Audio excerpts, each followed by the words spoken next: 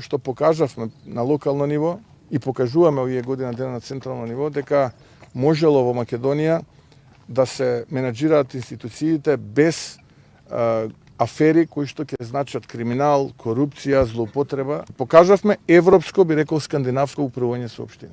За 2500% е скокната исплатата за каснување од кучиња, на пример, у Прилеп.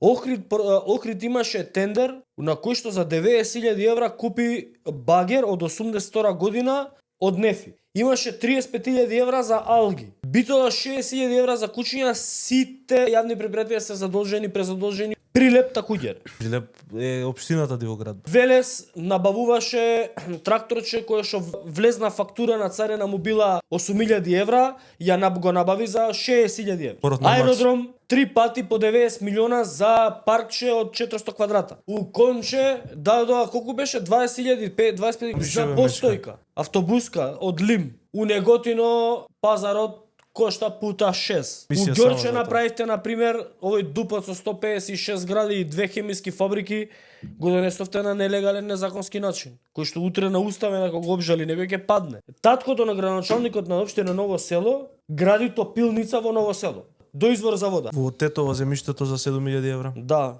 7.000 квадрати за 7.000 евра, праим локација. А тоа што си има направено Кенев Боби од Газибаба?